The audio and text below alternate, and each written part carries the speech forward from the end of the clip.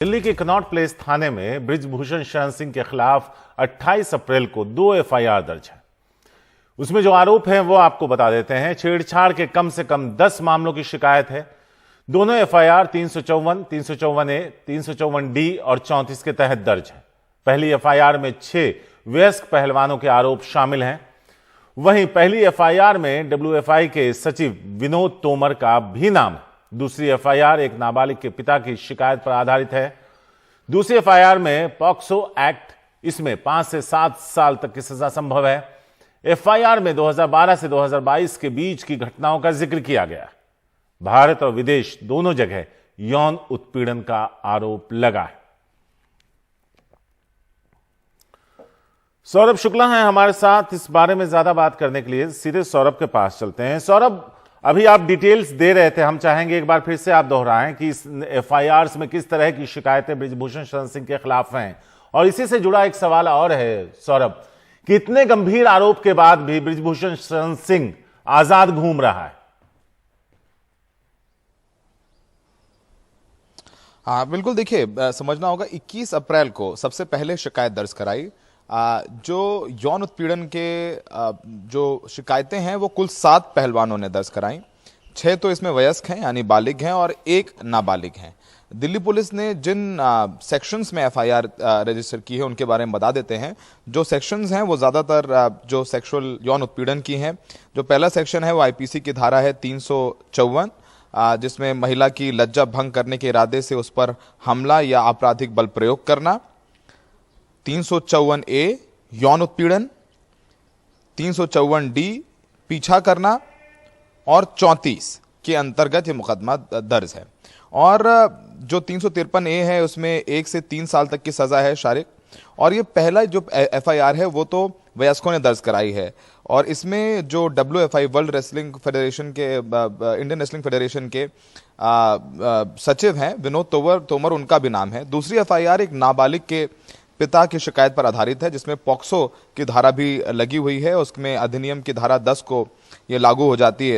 इसमें 5 साल की सजा होती है, 5 साल की कैद होती है। और यौन उत्पीड़न जो हुआ है वो जो इनकी घटनाएं हैं, जो 10 से ज्यादा घटनाओं का जिक्र किया गया है इन शिकायतों में, वो 2012 से लेकर के 2022 तक यानी 10 सालों में हुई हैं। भारत में और विदेशों में जब ये जो विश्व स्तरीय प्रतिस्पर्धाएं हैं वहां पर ये जब पहलवान गए भाग लेने के लिए, तो वहां पर उनके साथ ये यौन उत्पीड़न की घटनाएं भी हुई हैं। अगर आपको बताएं, जो पॉक्सो एफआईआर है, जो नाबालिग की शिकायत पर, नाबालिग के पिता की शिकायत पर एफआईआर दर्ज है, उसमें जो नाबालिग ने शिकायत की है उसकी जो डिटेल्स हैं वो थोड़ी चिलिंग है।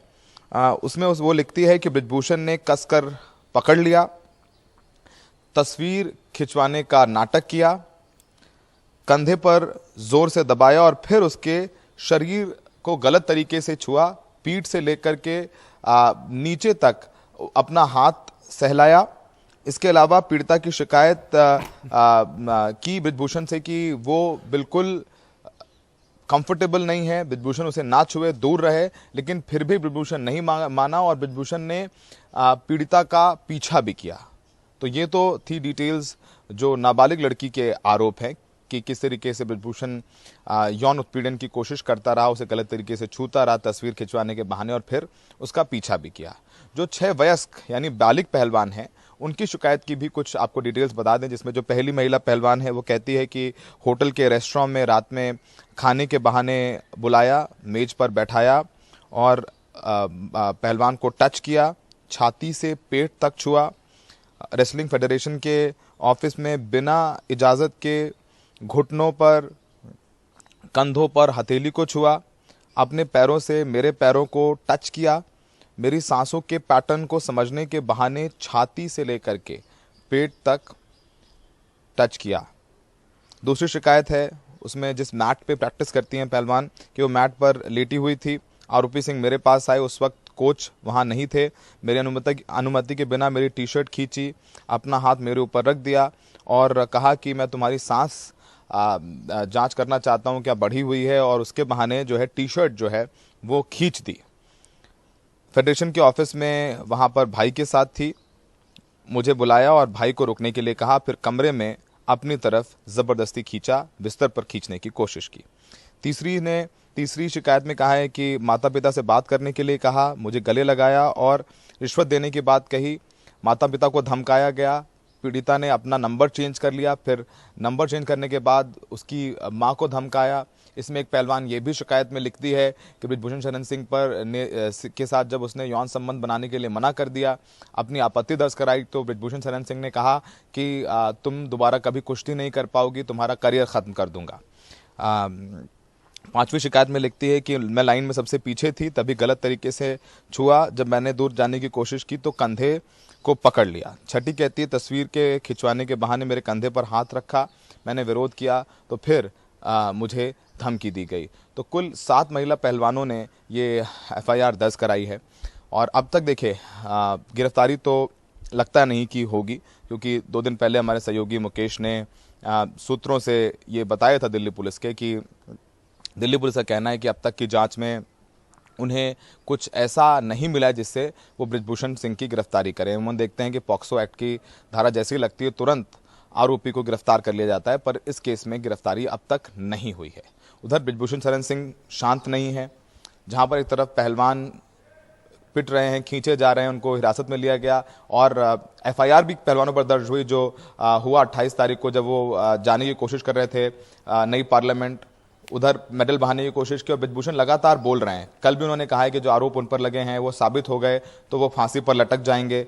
5 जून को बृजभूषण अयोध्या में एक बहुत बड़ी रैली कर रहे हैं जिसमें वो शक्ति प्रदर्शन करेंगे। 5 लाख लोगों के जुटने की वो दावे कर रहे हैं, साधु संतों को बुला रहे हैं। तो ऐसे में बहुत दुविधा हो गई है, क्योंकि अंतर्राष्ट्रीय ओलंपिक संघ ने भी मामले का संज्ञान लेकर के पुलिस या कार्रवाई जो की गई है रेसलर्स पर उसके ऊपर सवाल उठाए हैं। उधर यूनाइटेड रेसलिंग जो फेडरेशन है, विश्व का जो कुश्ती का संघ है, उसने भी कहा है कि इंडियन रेसलिंग फेडरेशन के जल्द से जल्द चुनाव कराए जाएं, वरना सस्पेंड कर देंगे भारतीय कुश्ती संघ को। तो हमारे जो पहलवान बाकी हैं जो इंटरनेशनल मेडल जीतना चाहते हैं, उनकी उम्मीदों को झटका लगता है। तो इस समय एक तरफ सरकार के कुआं है, एक तरफ खाई है। अब देखते हैं कि अनुराग ठाकुर क्या करते हैं। वो कह रहे हैं कि दिल्ली पुलिस की जांच पर भरोसा रखें, लेकिन जो डिटेल्स आप सुनी, जो हमने बताई, इनको पढ़ने के बाद या आप सुनने के बाद सवाल जरूर उठता है कि अगर इतनी गंभीर आरोप हैं तो बृजभूषण कैसे सरेआम घूम रहे हैं, रैलियां कर रहे हैं, प्रेस कॉन्फ्रेंस कर रहे हैं और बिल्कुल भी उनके तेवर ढीले नहीं हैं, क्योंकि दिल्ली पुलिस ऐसा लगता नहीं है कि उनकी गिरफ्तारी करने वाली है। शुक्रिया सौरभ इस पूरी जानकारी के लिए।